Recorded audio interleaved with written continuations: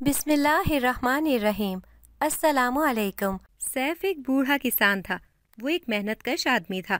پورا سال اپنی فصل پر کام کرتا تھا، مگر اکثر ایسا ہوتا کہ جب کٹائی کا وقت آتا تو گاؤں میں سیلاب آ جاتا اور اس کی فصلیں تباہ ہو جاتی۔ اس طرح سیف کی ساری محنت مٹی میں مل جاتی اور اس کے پاس سوائے مایوسی اور اداسی کے کچھ نہیں بچتا، چونکہ اس کے پاس اس کی زندگی کا کل سرمایہ اس کی یہی زمین تھی، جس سے اسے اپنی اولاد سے بھی بڑھ کر پیار تھا۔ اس کے باوجود کہ اسے اپنی محنت پوری طرح وصول نہیں ہوتی تھی، وہ ہر بار نئے سرے سے محنت کرتا تھا۔ سیف کی بیوی کا کئی سال پہلے انتقال ہو چکا تھا۔ اس کی ایک بیٹی فضا تھی۔ فضا بہت خوبصورت تھی۔ اسے اپنے باپ سے بے حد محبت تھی۔ وہ 5 سال کی تھی جب اس کی ماں کا انتقال ہوا تھا۔ سیف نے اسے ماں اور باپ دونوں کا پیار دیا تھا۔ فضا جب بڑی ہوئی تو اسے زندگی کی حقیقتیں معلوم ہونے لگیں، تو وہ اکثر باپ کو سمجھانے لگتی، ابا اتنی محنت کرنے کا کیا فائدہ ہے جب ہر سال 2 سال بعد ہمارے علاقے میں سیلاب آ جاتا ہے اور سب بہا کر لے جاتا ہے۔ ہم یہ جگہ چھوڑ کر کہیں دوسری جگہ جا کر گھر بناتے ہیں، جس طرح چاچا لوگ دوسرے گاؤں جا کر بس چکے ہیں اور وہاں اچھی زندگی گزار رہے ہیں۔ سیف ٹھنڈی آہ بھر کر کہتا، اس بڑھاپے میں نئی زندگی کا رسک لینا میرے بس کی بات نہیں ہے۔ جہاں پوری زندگی یہیں گزار دی، گنے چنے چند سال بھی یہیں کام کر کے گزار دوں گا۔ میں تو بس یہ چاہتا ہوں کہ اپنی زندگی میں تجھے تیرے گھر کا کر دوں تاکہ سکون کی موت آ سکے۔ اس بات پر فضا خفا ہو جاتی اور دل ہی دل میں سوچتی، کاش میں لڑکا ہوتی، اپنے باپ کا سہارا بنتی، تب باپ کو میرا گھر سے باہر نکلنا برا لگتا اور نہ ہی لوگوں کی باتوں کا ڈر ستاتا۔ فضا کے سر پر ماں کا سایہ نہیں تھا۔ اس بات کا خیال سیف نے ہمیشہ رکھا تھا کہ کسی کو بھی اس کی بیٹی پر انگلی اٹھانے کا موقع نہ ملے، سو اس نے قدم قدم پر فضا کی رہنمائی کی تھی اور گھر کی 4 دیواری میں ہی اسے دنیا کی اونچ نیچ اور سرد و گرم سے آگاہ کیا تھا۔ یہی وجہ تھی کہ کوئی بڑی ڈگری یا خاص تعلیم نہ ہونے کے باوجود اپنے باپ کی زندگی کے تجربات سے ملے سبق سے ہی فضا نے بہت کچھ سیکھا تھا، اور وہ ایک سمجھدار لڑکی تھی۔ وہ اپنے باپ کی بے پناہ خدمت کرتی تھی۔ اس کی بڑھتی ہوئی عمر دیکھ کر سیف دل سے اس کے اچھے رشتے کے لیے دعا کرتا تھا۔ وہ سانس کا مریض تھا۔ بدلتے موسم اور ٹھنڈ کے دوران اس کو سانس کی تکلیف شروع ہو جاتی تو وہ بیچارہ تنگ پڑتی سانسوں کے ساتھ سوچتا کہ اگر اس کو کچھ ہو گیا تو اس کی بیٹی کا کیا ہوگا۔ وہ اپنی بیٹی کی خاطر اپنی طویل عمر کی دعائیں مانگتا۔ اس بار اس کی طبیعت خراب ہوئی تو سنبھلنے کا نام ہی نہیں لے رہی تھی۔ فضا نے ہر قسم کا قہوہ اور جوشاندہ پلا کر دیکھ لیا، مگر باپ کو آرام نہیں آیا۔ وہ باپ کو بیمار دیکھ کر بہت پریشان تھی۔ 2 دن اس نے انتظار کیا، مگر جب کسی چیز سے بھی آرام نہیں آیا تو وہ سیف سے شہر چلنے کی ضد کرنے لگی، مگر وہ اب بھی انکار ہی کر رہا تھا۔ پتر، جو پیسہ پائی پاس ہے سب ختم ہو جائے گا، نہ ضد کر میرا بچہ۔ وہ فضا کی ضد کے آگے ہتھیار ڈالنے کو بالکل تیار نہ تھا، مگر فضا نے ہار نہیں مانی اور چادر اوڑھ کر بیگ پکڑے تیار کھڑی ہو گئی تو سیف کو چلتے ہی بنی۔ فضا شاذ نادر ہی گھر سے باہر نکلتی تھی، سو اسے گھر سے باہر کی کھلی ہوا ہمیشہ ہی اچھی لگتی تھی، مگر آج باپ کی بیماری کا اثر تھا کہ اسے کچھ بھی اچھا نہیں لگ رہا تھا۔ سیف کچھ ہی دیر چلا تھا کہ اس کا سانس پھول گیا تھا۔ وہ دونوں ایک چبوترے پر بیٹھ گئے تو سیف اپنی بے ترتیب سانس کو ہموار کرنے لگا۔ باپ کی حالت فضا سے دیکھی نہیں جا رہی تھی۔ وہ پریشان کھڑی دکھ بھری نظروں سے اسے دیکھ رہی تھی۔ سڑک ابھی خاصی دور تھی، ان کے پاس رقم بہت کم تھی۔ فضا چاہتی تھی کہ کرائے میں کم پیسے خرچ ہوں تاکہ وہ اپنے باپ کی ساری دوائیں خرید سکے۔ یہی سوچ کر وہ پیدل چل رہی تھی تاکہ رکشے کے پیسے بچائے جا سکیں۔ بس اسٹینڈ تک وہ پیدل ہی جانے کی کوشش میں تھی، مگر سیف کی حالت سے صاف ظاہر تھا کہ وہ بس اسٹینڈ تک نہیں جا سکے گا۔ وہ پریشان سی کھڑی تھی کہ ان کے پاس ایک آٹو آ کر رکا اور ڈرائیونگ سیٹ پر بیٹھے بے حد خوبصورت اور پرکشش نوجوان نے انہیں گردن کے اشارے سے بیٹھنے کا کہا تو فضا کو یہ آٹو کسی نعمت سے کم نہیں لگا۔ ایک پل کو اس نے قدم بڑھانے کا سوچا، پھر پرس میں پڑی محدود سی رقم کا خیال آیا تو اس کا دل مرجھا گیا۔ بس اسٹینڈ تک کا کرایہ وہ نہیں دے سکتی تھی۔ چاچا رکشے میں بیٹھ جائیں، میں آپ کو آگے چھوڑ دوں گا۔ نوجوان کے کہنے پر فضا نے کہا، آپ کا بہت شکریہ، ابھی میرے والد کا سانس بہتر ہوگا تو میں انہیں پیدل لے کر چلی جاؤں گی۔ ہم نے شہر جانا ہے، بس کا کرایہ ہر بار ہی بڑھ چکا ہوتا ہے، اسی وجہ سے ہم اس وقت آٹو میں بیٹھنے سے قاصر ہیں۔ فضا نے نرم انداز میں صاف گوئی کا مظاہرہ کیا تو سیف نے بھی سر ہلا کر اس کی تائید کی۔ اچھا ہوا کہ آپ نے مجھے بتا دیا، اصل میں بھی شہر ہی جا رہا ہوں، آپ میرے ساتھ بغیر کرائے کے چل سکتے ہیں، میں آپ کو آپ کی مطلوبہ جگہ پر پہنچا دوں گا۔ یہ سن کر سیف نے اس فرشتہ نما انسان کا شکریہ ادا کیا اور وہ دونوں آٹو میں بیٹھ گئے۔ راستے میں فضا خاموش رہی جبکہ سیف اور وہ نوجوان لڑکا جس کا نام جواد تھا دونوں باتوں میں مصروف رہے۔ جواد اسی گاؤں کا رہنے والا تھا، وہ اپنے بڑے بھائی اور ماں کے ساتھ رہتا تھا۔ باپ کا انتقال ہو چکا تھا، وہ صبح سے شام تک رکشہ چلاتا تھا۔ اعلیٰ تعلیم اور ڈگری کے باوجود اسے کسی جگہ ڈھنگ کی نوکری نہیں ملی تو اس نے قسطوں پر رکشہ خریدا اور اللہ کا نام لے کر چلانا شروع کر دیا۔ وہ اپنی پوری کہانی سیف کو سنا رہا تھا۔ سیف دل ہی دل میں جواد کی محنت کش فطرت کو سراہ رہا تھا، جس نے اعلیٰ تعلیم حاصل کرنے کے بعد بھی عاجزی اختیار کرتے ہوئے رکشہ چلانے میں اپنی بے عزتی محسوس نہیں کی تھی اور اس کے حلال کمانے کے لیے اپنی راہ خود ہموار کر لی تھی۔ جواد نے ایک اچھے ڈاکٹر کے پاس انہیں چھوڑ دیا تھا جس کی فیس بھی نہایت کم تھی۔ سیف نے اسے دعائیں دے کر رخصت کیا جو ان کے لیے ایک فرشتہ ثابت ہوا تھا۔ فضا نے ڈاکٹر کو چیک کروا کر دوائی لے لی تھی اور شام تک وہ گھر واپس آ گئے۔ سیف کو دوا سے بہت آرام آیا تھا اور وہ خود کو پہلے سے بہتر محسوس کر رہا تھا۔ اگلے دن وہ فصل پر بھی چلا گیا مگر اس کے ذہن میں فضا کے رشتے کی بات ہی گھوم رہی تھی کہ کوئی اچھا رشتہ ہوتا تو وہ بیٹی کے ہاتھ پیلے کرنے میں دیر نہیں کرتا۔ وہ انہی سوچوں میں گم فصلوں کو پانی دے رہا تھا کہ اسے اپنے پیچھے کمال کی آواز سنائی دی، سلام چاچا۔ وہ مڑا اور سال بعد اپنے بھتیجے کمال کو اپنے سامنے دیکھ کر اسے بہت خوشی ہوئی۔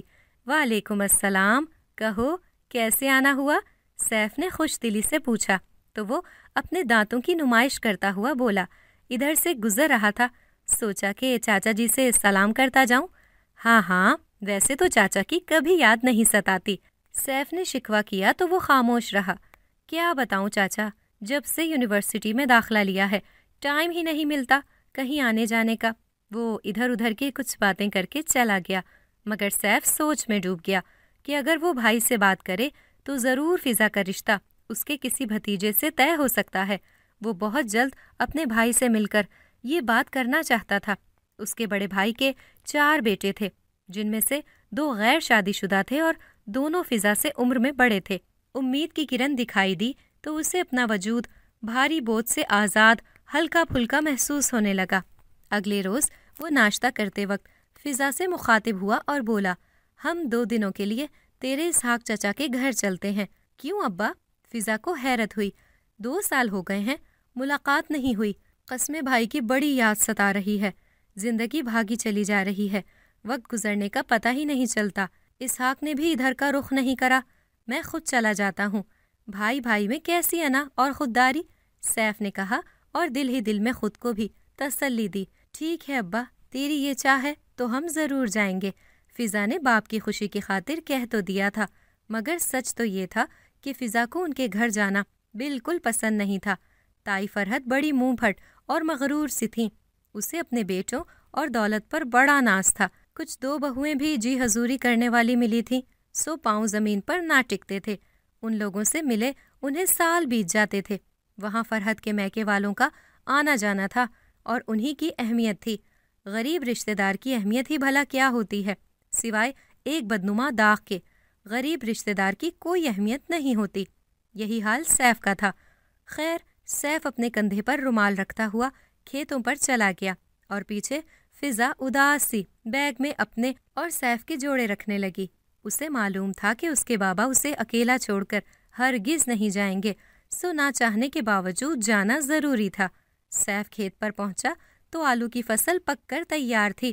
وہ بہت خوش تھا۔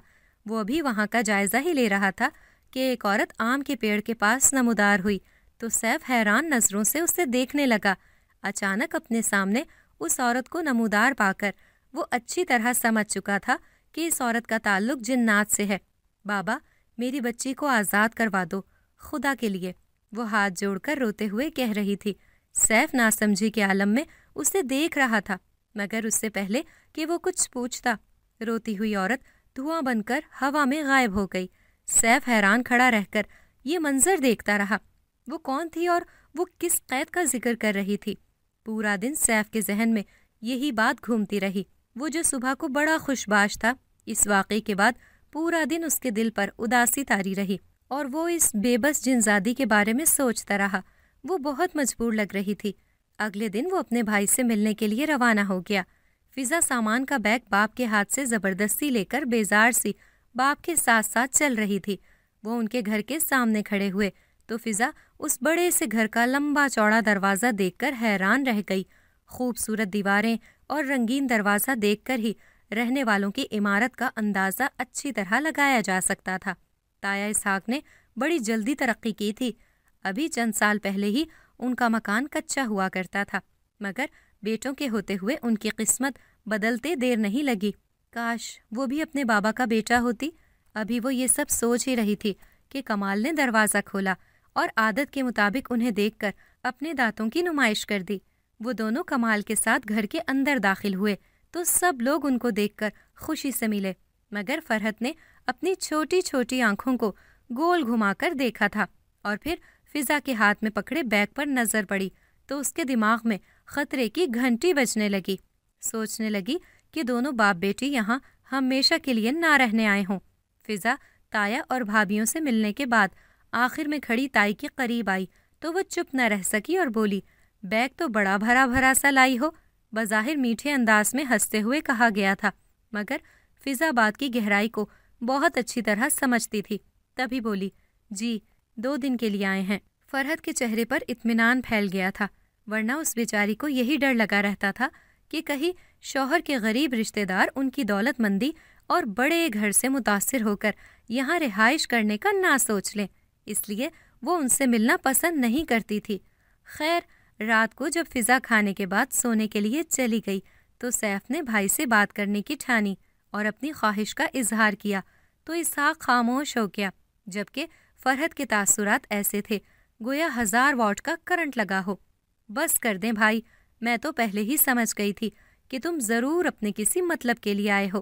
اسحاق ہی تمہاری محبت میں پھولے نہیں سما رہا تھا کہ میرا بھائی آیا ہے۔ ارے، آپ نے کمال اور جمال کا نام تو لے لیا، مگر کیا آپ کو ان کی قابلیت کا اندازہ بھی ہے؟ دونوں یونیورسٹی میں پڑھتے ہیں، اور فضا، اس بیچاری نے تو ڈھنگ سے اسکول کی شکل بھی نہیں دیکھ رکھی ہے۔ ایسے میں بھلا اس کا کمال یا جمال کے ساتھ بھلا کیا جوڑ ہے؟ بھائی صاحب، میں تو لگی لپٹی کے بغیر بات کروں گی۔ اگر اتنے پڑھے لکھے داماد کا خواب دیکھنا تھا تو 2-4 جماعتیں اپنی دھی رانی کو بھی پڑھا لیتے۔ اب اگر ہم نے رشتہ کر دیا تو لوگ کیا کہیں گے کہ لڑکے کو پڑھا لکھا کر ایک جاہل لڑکی پلے باندھ دی۔ نہ بھائی صاحب، ایسی ناانصافی ہم سے نہ ہوگی۔ فرحت نے کوئی لحاظ رکھے بغیر کہا تو سیف کا منہ لٹک گیا اور وہ منتظر ہی رہا کہ بھائی اسے خاموش کرواتا اور یہ باور کراتا کہ فضا نے بے شک دنیاوی تعلیم حاصل نہیں کی، مگر وہ اخلاقی قرینوں پر پورا اترتی ہے۔ ایک اچھا انسان بننے کے لیے کسی بڑی ڈگری کی ضرورت نہیں پڑتی۔ اسحاق خاموش رہا تھا۔ اس خاموشی کا مطلب صاف واضح تھا کہ وہ بیوی کی باتوں سے متفق ہے اور اپنی بھتیجی میں کوئی دلچسپی نہیں رکھتا۔ وہ خاموشی سے وہاں سے اٹھ کر سونے کے لیے چل دیا۔ اگلے روز وہ بجھے دل کے ساتھ فضا کو گھر جانے کا کہہ رہا تھا۔ فضا کی تو دلی مراد بر آئی تھی، سو جلدی جلدی تیار ہو کر 15 منٹ بعد ابا کے ساتھ جانے کے لیے تیار کھڑی تھی۔ وہ اپنے بابا کے ساتھ گھر آئی تو اس نے سکون کا سانس لیا اور دل ہی دل میں سوچا کہ واقعی بالکل ٹھیک کہا جاتا ہے کہ انسان کا پرائے محل میں بھی دل نہیں لگتا، اور اپنی جھونپڑی ہی کیوں نہ ہو سکون کا سبب بنتی ہے۔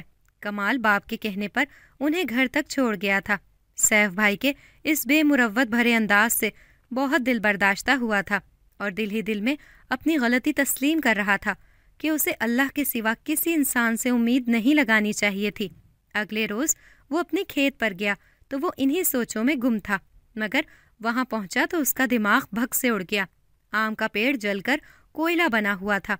ये वही पेड़ था जिसके पास उसे कुछ रोज पहले एक लड़की दिखाई दी थी। सैफ को कई बार ऐसा महसूस हुआ था कि इस पेड़ पर असरात हैं, मगर ना तो कभी वो डरा था और ना ही कभी किसी खोज में पड़ा था। मगर आज यूं पूरे दरख्त का जल जाना उसे हैरान और परेशान कर रहा था। वो उस दरख्त के कोयले को हाथ में लिए बहुत देर तक अफसुर्दा बैठा रहा, फिर उठकर अपना मामूल का काम करने लगा। उसके जहन में ये बात गर्दिश कर रही थी कि आखिर दरख्त कैसे जला और वो जिनज़ादी जो अपनी बेटी को बचाना चाहती थी वो कहाँ गई। बहुत से सवाल थे जो अंदर ही अंदर सैफ को बेचैन कर रहे थे। वो मगरिब की अजान से कुछ देर पहले ही आदत के मुताबिक अपनी बत्ती जलाकर घर की तरफ चल दिया। वो अभी घर के अंदर दाखिल होकर दरवाज़ा बंद करके बैठा ही था कि उसे ऐसा महसूस हुआ कोई शय दरवाजे से पूरे जोर से लगी हो। दरवाज़ा बुरी तरह धड़धड़ाया था। फिजा जो बाबा के लिए पानी का गिलास लेकर आई थी वो डर के मारे एकदम उछली तो गिलास उसके हाथ से छूटकर दूर जा गिरा। सैफ ने बेटी का कंधा थपथपाकर उसे तसल्ली दी और दरवाज़ा खोलकर बाहर झांका तो ये देखकर हैरान रह गया कि उसके घर के सामने एक जिनज़ादी और उसकी छोटी सी बच्ची बेहोश पड़ी हुई हैं। उन्हें इस तरह पड़े देखकर सैफ की आंखों में आंसू आ गए। उसने फिजा को बुलाया और उन दोनों ने उन्हें हिला जुलाकर पानी के छींटे मारने के बाद आंखें खोलते देखा तो सुकून का सांस लिया। फिजा और सैफ उन दोनों को घर के अंदर ले आए। तुम्हारा नाम क्या है बेटी? सैफ ने पूछा तो जिनज़ादी जो अब तक हैरान नजरों से इधर उधर देख रही थी धीमी आवाज में बोली, नूर। वो अपनी बेटी को सीने से लगाए रोने लगी थी। उसकी सिसकियां देखकर फिजा का दिल बहुत दुखी हुआ। उसने नूर के कंधे पर हाथ रखा और बोली, वैसे तो मैं जिन्नात के नाम से ही बहुत डरती हूँ, मगर तुम मुझे बहुत अच्छी लगी हो। ख़ास तौर पर तुम्हारी आंखें बहुत हसीन है। क्या तुम मुझे अपने बारे में कुछ बता सकती हो? उसकी बात सुनकर वो नम आंखों से मुस्कुराई और अपनी कहानी सुनाना शुरू कर दी। ज़रूर, मैं एक जिनज़ादी हूँ। मैं पैदा हुई तो मैं बहुत खूबसूरत थी। हमारा बसेरा जिस दरख्त पर था उसके बराबर वाले दरख्त पर एक जिनज़ादी का बसेरा था जो बे औलाद थी। मेरी माँ की मैं 5वीं औलाद थी, सो उसने बड़ी कोशिश की कि मुझे मेरी माँ से लेकर अपने कब्जे में ले सके। मगर जिन्नात को भी अपनी औलाद उतनी ही अजीज होती है जितना कि इंसानों को होती है। लिहाजा मेरी माँ ने मुझे गोद देने से साफ इनकार कर दिया। इस बात पर जिनज़ादी, जिसका नाम दिलनशीन था, बहुत ज्यादा गुस्से में आ गई और हमें तरह तरह से सताने लगी। मेरे माँ बाप बहुत अमीर थे, उनके पास रुपए पैसे की कमी नहीं थी, बस रहने के तौर तरीके बहुत सादा थे। उन्होंने वहाँ से हिजरत करने का फैसला किया। मेरे वालिद ने एक दूर दराज इलाके में एक खूबसूरत घर तामीर करवाया और वहाँ पर हम लोगों ने रिहाइश इख्तियार कर ली। सुकून चैन के दिन गुजरने लगे। हम सब बहन भाई तालीम हासिल करते और माँ बाप हमारी देखभाल करते और हर वक्त हमारी तरबियत बेहतरीन अंदाज में करने की कोशिश में रहते। वो अपनी हर जिम्मेदारी को बहुत बेहतर अंदाज में पूरा करते थे। मेरे बड़े बहन भाइयों की शादी हो चुकी थी और अब मैं बची थी कि एक रोज जब दिन के वक्त हम सब घर वाले गहरी नींद में सो रहे थे, जोर जोर से हमारे घर का दरवाजा बजा। मेरी माँ नींद से बेदार हुई और सोचने लगी कि दिन चढ़े घर पर कौन आ गया है। अभी तो रात होने में काफी वक्त बाकी है। हमारी दुनिया में दिन का वक्त आराम सुकून का होता है। इसी वजह से माँ परेशान थी, मगर उसने सोचा कि शायद कोई जरूरतमंद जिन दरवाजे पर आ गया हो, सो ये सोचकर वो दरवाजा खोलने के लिए चल दी। माँ ने जैसे ही दरवाजा खोला, दिलनशीन माँ को धकेलती हुई अंदर घुसाई और गुर्राती हुई बोली, मैं कई साल से तुम्हारी तलाश में थी। आज मेरी तलाश खत्म हो गई है। मैंने तुम्हें ढूंढ निकाला है। हा हा हा, तुम हमसे क्या चाहती हो? मेरी माँ ने डरते हुए पूछा तो वो बोली, अपनी बेटी नूर को मेरे हवाले कर दो, वरना पछताओगे। अब भी वक्त है। ये सुनकर मेरी माँ के तन बदन में आग लग गई और वो पूरी ताकत से उसे बाहर धकेल कर बोली, ऐसा तेरे ख्वाब में ही मुमकिन है। आइंदा मेरे घर के आसपास भी दिखाई दी तो जलाकर भस्म कर दूंगी। माँ का ऐसा रद्द-ए-अमल देखकर वो मुंह से आग निकालने लगी और हलक से खौफनाक आवाजें निकालकर वहां से रुखसत हो गई। उसके जाने के बाद मेरी माँ परेशान सी खड़ी रह गई। जिस मुसीबत से कई साल पहले छुटकारा हासिल किया था, वो एक बार फिर सर पर आ खड़ी हुई थी। माँ ने अंदर आकर मेरे बाबा को जगाया और सारी बात उन्हें बताई तो वो भी परेशान हो गए। اب وہ دن رات میری نگرانی کرنے لگے اور کسی طور مجھے اکیلا نہ چھوڑا جاتا۔ ہمارے علاقے سے دور دراز علاقے سے میرا رشتہ آیا تو میرے ماں باپ نے میری شادی کرنے میں دیر نہ لگائی اور یوں میں وہاں سے دور پردیس چلی گئی۔ میں شادی کے بعد ہنسی خوشی زندگی گزار رہی تھی۔ ہمارے ہاں بیٹی کی پیدائش ہوئی تو ایسا محسوس ہوا گویا ہماری زندگی مکمل ہو گئی ہو۔ ایک روز میں اپنی بیٹی کو چڑیا کے روپ میں آسمان پر پرواز بھرنا سکھا رہی تھی کہ مجھے ایسا محسوس ہوا جیسے کسی نے کوئی تیر مار کر لہو لہان کر دیا ہو۔ میری بیٹی بھی درد سے چلا رہی تھی۔ ہم دونوں آسمان کی بلندی سے نیچے کا سفر کر رہے تھے، پھر ہمیں کچھ ہوش نہ رہا تھا۔ نہ جانے کتنی دیر بعد ہماری آنکھ کھلی تھی۔ ہم دونوں ایک چھوٹے سے کمرے میں بند تھے اور ہمارا دم گھٹ رہا تھا۔ میں نے اپنی بیٹی کو اپنے پاس دیکھ کر سکون کا سانس لیا اور وہاں سے نکلنے کے بارے میں سوچنے لگی، مگر کوئی راہ سجھائی نہ دے رہی تھی۔ جادو کے زور پر میری طاقت ختم کر دی گئی تھی۔ یہ سارا کام دل نشین کا تھا۔ اس نے مجھے ایک دیو کی قید میں دے دیا۔ سچ تو یہ تھا کہ اسی دیو کے زور پر وہ خود کو کوئی بڑی شے سمجھتی تھی۔ یہ سب اس نے میری ماں سے پرانی دشمنی نبھانے کے لیے کیا تھا۔ ظالم دیو نے مجھے اور میری بیٹی کو ایک درخت پر قید کر دیا تھا۔ ہم دونوں اپنی دنیا سے کٹ کر سیف بابا کے کھیت میں موجود درخت پر قید کی زندگی گزارتی رہیں۔ ایک روز میری بیٹی بہت بیمار ہو گئی اور مجھے لگا کہ میں اسے کھو دوں گی۔ نہ میرے پاس اس کو دینے کے لیے دوا تھی اور نہ ہی کوئی ایسی جادوئی طاقت جس کے زور پر میں اس کی صحت یابی کا سوچتی۔ سو میں بے بسی کے انداز میں روتی رہی اور ساتھ ساتھ اپنے سامنے موجود کھیت میں کام کرتے سیف بابا کو پکار رہی تھی، مگر انہیں دکھائی نہیں دے رہی تھی۔ جب کافی دیر تک میں اسی طرح روتی رہی تو شاید اوپر والے کو مجھ پر رحم آ گیا تھا۔ اس نے چند لمحوں کے لیے مجھے ظاہر کر دیا، مگر یہ اتنا مختصر دورانیہ تھا کہ میں پوری بات سیف بابا کو نہ بتا سکی اور غائب ہو گئی۔ غائب تو ہو گئی، مگر مجھے اچھی طرح اندازہ ہو گیا کہ انسان ہو یا جنات، خود کو چاہے جتنا بھی بے بس اور مجبور سمجھے، مگر سچ تو یہ ہے کہ ایک طاقت ایسی بھی ہمارے ساتھ ہوتی ہے جس کا ہمیں احساس نہیں ہوتا، اور در حقیقت وہی ہماری سب سے بڑی طاقت ہوتی ہے۔ نور سانس لینے کے لیے رکی۔ سیف اور فضا بڑی توجہ سے پوری بات سن رہے تھے۔ وہ مزید بولی، وہ طاقت دعا کی طاقت ہے۔ میں نے رات دن ظالم دیو کی قید سے نکلنے کے لیے دعائیں مانگنا شروع کر دیں۔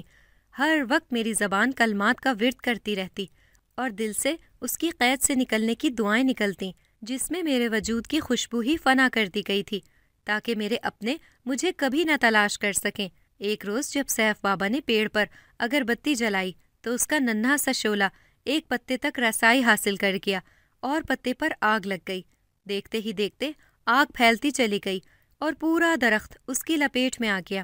آگ کی وجہ سے ظالم دیو کے جادو کا اثر ختم ہو گیا اور ہم دونوں اس کی قید سے آزاد ہو گئے۔ میری جناتی طاقت مفلوج ہو چکی ہے۔ مجھے طویل عرصے تک علاج کی ضرورت ہے۔ میں بڑی مشکل سے اس دروازے تک پہنچ سکی ہوں۔ نور نے پوری بات ختم کی اور پیار سے اپنی بیٹی کے سر میں ہاتھ پھیرنے لگی۔ تم اپنی دنیا میں ضرور واپس جاؤ گی، جہاں تم اپنے گھر والوں کے ساتھ پھر سے ایک اچھی زندگی بسر کر سکو گی۔ سیف نے اس کے سر پر پیار سے ہاتھ پھیرا تو اپنے ماں باپ کو یاد کر کے نور کی آنکھوں میں آنسو آ گئے۔ کچھ دیر بعد فضا نے ان دونوں کو کھانا کھلایا تو وہ دونوں پرسکون نیند سو گئیں۔ 24 گھنٹے تک مسلسل سونے کے بعد جب ان کی آنکھ کھلی تو فضا ان کے پاس بیٹھ کر انہیں پنکھا جھل رہی تھی۔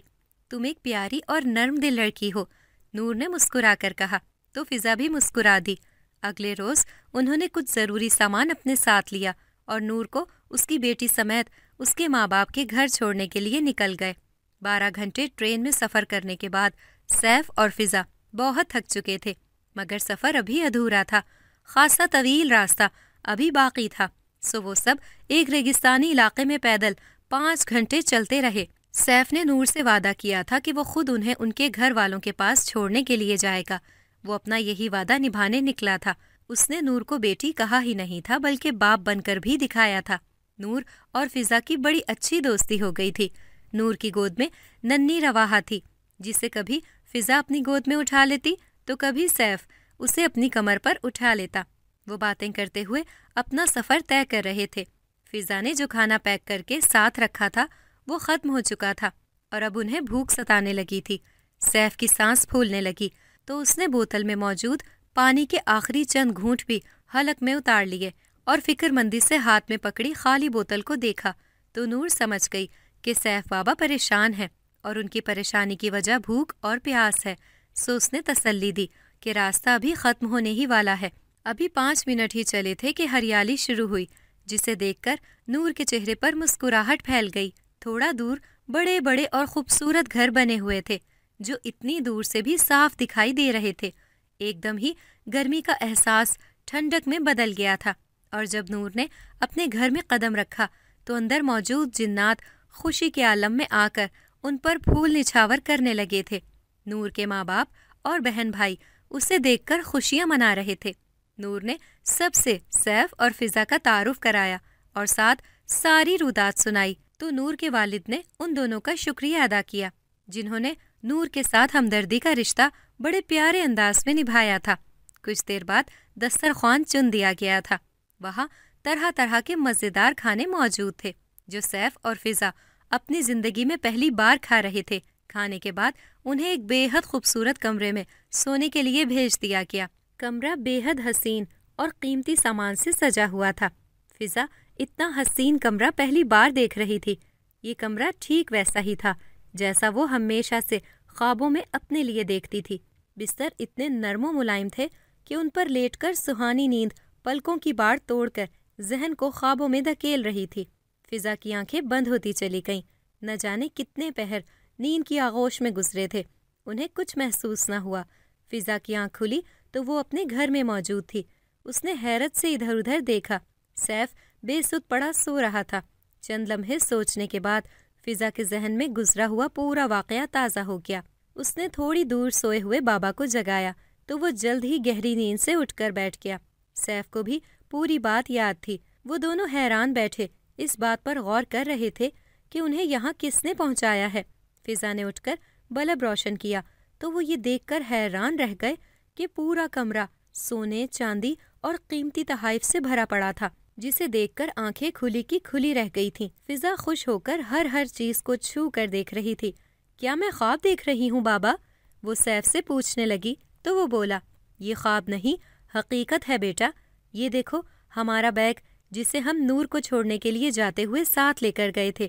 سیف نے پاس پڑے اپنے پرانے بیگ کی طرف اشارہ کر کے فضا کو سب حقیقت ہونے کا احساس دلایا اور بولا، یہ سب یقیناً ہمیں ان امیر جنات کی طرف سے انعام دیا گیا ہے جن کی 2 بیٹیوں کو ہم نے یہاں رکھا تھا اور پھر انہیں ان کے ورثہ کے پاس چھوڑنے کے لیے گئے تھے۔ سیف نے کہا تو فضا نے سر ہلا کر تائید کی۔ اس کی بے پناہ خوشی کا اندازہ اس کے چہرے پر پھیلی مسکراہٹ سے بخوبی لگایا جا سکتا تھا۔ سیف نے اس کے روشن چہرے کو دیکھ کر دل سے اس کی خوشیوں بھری زندگی کے لیے دعا کی۔ فضا سارے تحائف اور زیورات اٹھا کر الماری میں رکھنے لگی۔ اگلے روز وہ سیف کے ساتھ کھیت پر گئی اور وہاں سے شہر کو جاتی سڑک پر لائن سے بیٹھے مزدوروں کے پاس سیف کو بھیج کر چند مزدوروں کو بلا کر کھیت میں کام کرنے کے لیے رکھ لیا۔ مزدور کام ملنے پر خوش تھے، پورے دل سے کام میں مگن ہو گئے۔ سیف نے اسی روز کرائے کا مکان دیکھ کر اپنا سامان وہاں شفٹ کیا اور اپنے گھر پر تعمیری کام شروع کروا دیا۔ چند ہی دنوں میں ایک چھوٹے سے کمرے، تنگ سے باورچی خانے اور اکھڑے ہوئے سیمنٹ والا گھر ایک بے حد خوبصورت 2 منزلہ گھر میں تبدیل ہو چکا تھا۔ فضا نے اپنے لیے ایسے ہی پیارے گھر کا خواب دیکھا تھا۔ وہ اپنے گھر کو دیکھ کر بہت خوش تھی۔ ایک روز وہ بالکونی سے جھانک رہی تھی کہ اسے ایک سامان سے بھرا ہوا بڑا سا ٹرک رکتا دکھائی دیا۔ اس نے دیکھا کہ ایک بیمار عورت اور اس کا بیٹا آٹو سے اتر کر ان کے گھر کے سامنے رکے ہیں اور برابر والے گھر کا تالا کھول کر ٹرک کا سامان گھر کے اندر منتقل کر رہے ہیں۔ عورت مشکل سے چل رہی تھی۔ اسے دیکھ کر فضا کو دکھ ہوا۔ بیمار عورت کے ساتھ موجود نوجوان لڑکا چہرے سے جانا پہچانا لگا تھا۔ وہ ذہن پر زور ڈال کر سوچنے کی کوشش کرنے لگی کہ اسے کب اور کہاں دیکھا ہے، مگر اسے بہت سوچنے کے بعد بھی یاد نہ آیا کہ وہ اس لڑکے کو پہلے کہاں دیکھ چکی ہے۔ خیر تھوڑی دیر بعد وہ ان کرایہ داروں کو نظر انداز کر کے نیچے کچن میں کھانا بنانے کے لیے آ گئی۔ اس نے کھیتوں پر مزدوروں کے لیے کھانا بھیجنا تھا، سو وہ تیزی سے ہاتھ چلانے لگی۔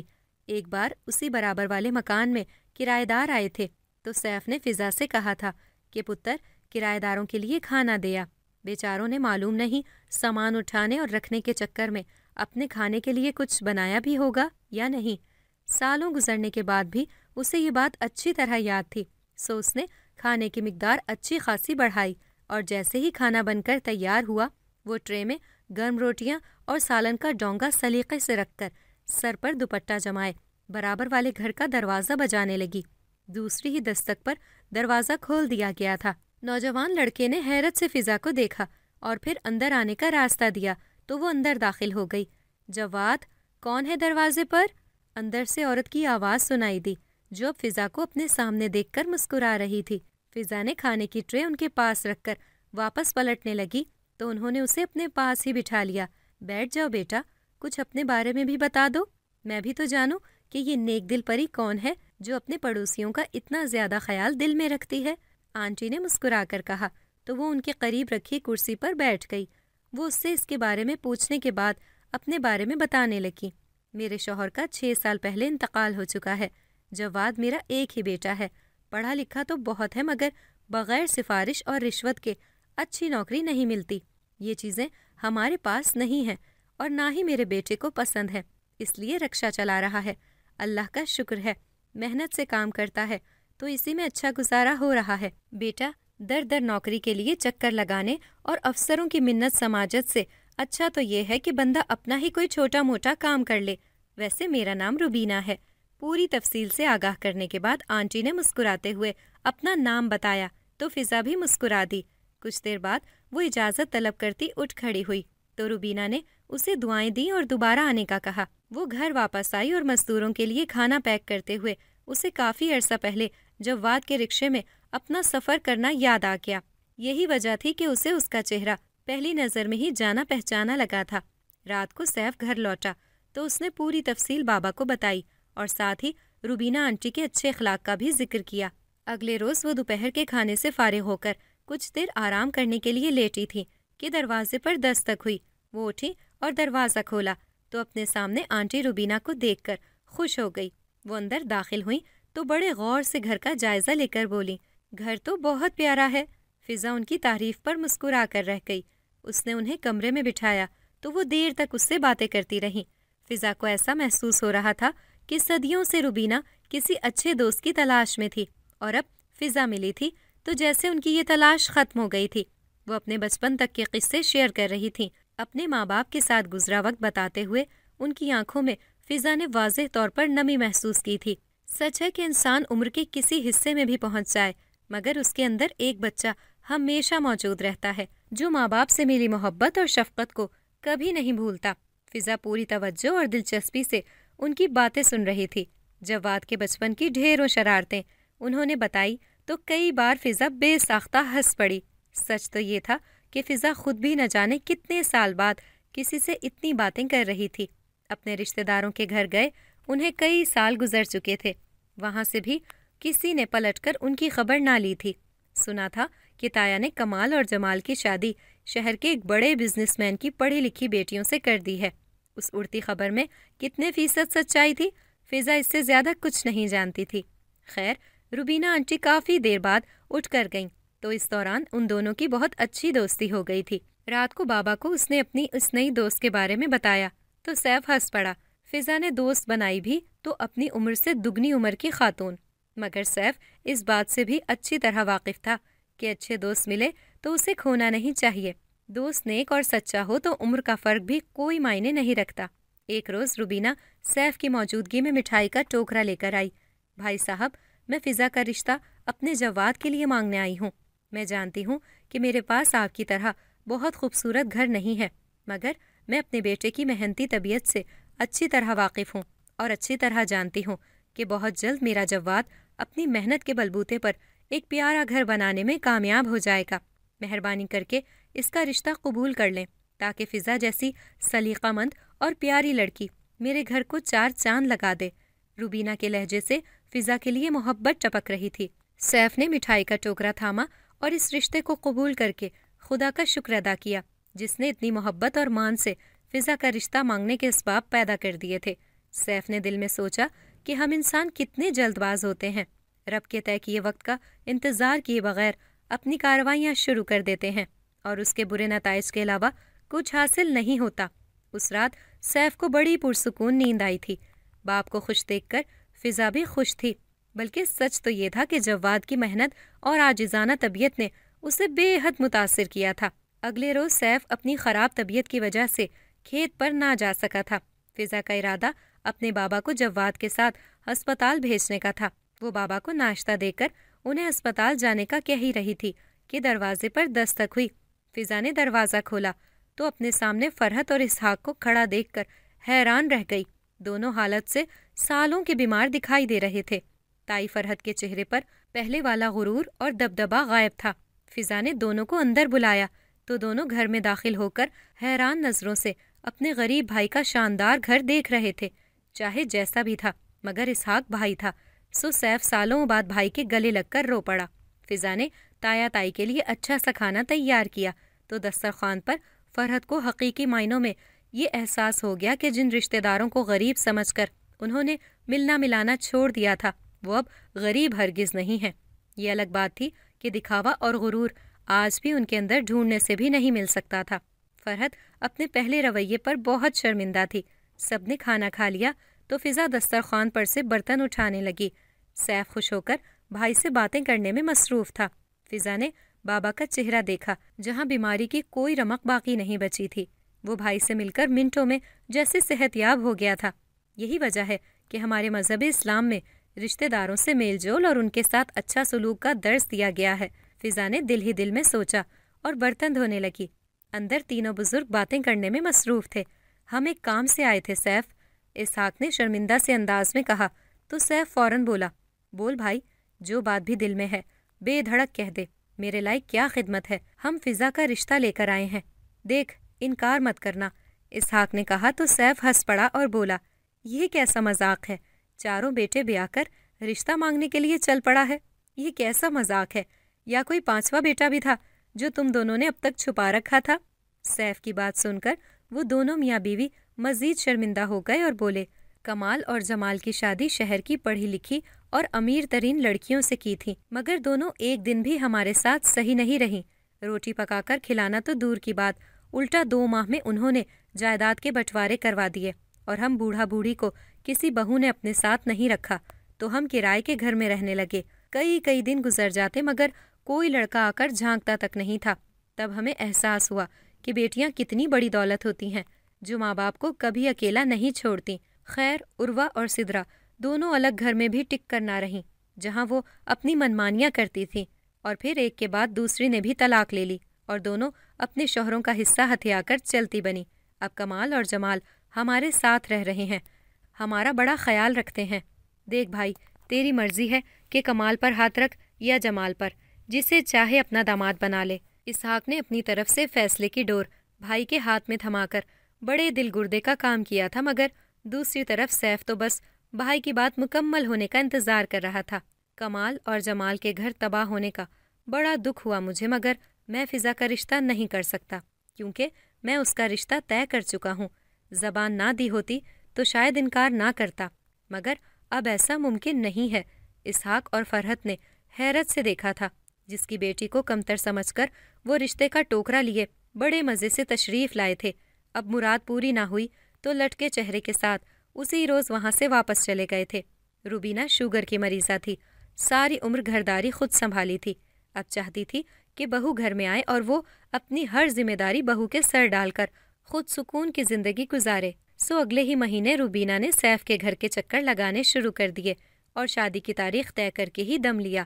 ایک سرمئی شام جب تاروں نے آسمان کو پوری طرح جگمگا رکھا تھا اور چاند اپنی چاندنی 400 پھیلا کر فضا کو نئی زندگی کی مبارکباد دے رہا تھا، فضا دلہن بن کر پیا گھر سدھار گئی۔ فضا کی شادی میں کئی انجان چہرے نظر آئے جو قیمتی تحائف فضا کو مسکرا کر پیش کر رہے تھے۔ فضا نے انہیں پہلی بار دیکھا تھا، مگر جب اسے نور دکھائی دی تو اسے سارا معاملہ سمجھ آ گیا۔ نور نے ایک قیمتی مالا اسے تحفے کے طور پر دی اور گلے لگا کر اس کی پیشانی چومنے کے بعد دل سے اسے ہمیشہ خوش رہنے کی دعا دی۔ فضا نے اپنی اس دوست کو خوش ہو کر دیکھا تو وہ انسانی روپ میں موجود ان امیر جنات کی بھیڑ میں کہیں گم ہو گئی تھی۔ واہ، آپ لوگوں کے تو کافی امیر رشتہ دار ہیں، مجھے اندازہ نہیں تھا۔ रुबीना ने मेहमानों की शान और शौकत देखकर सैफ से कहा तो वो मुस्कुरा दिया।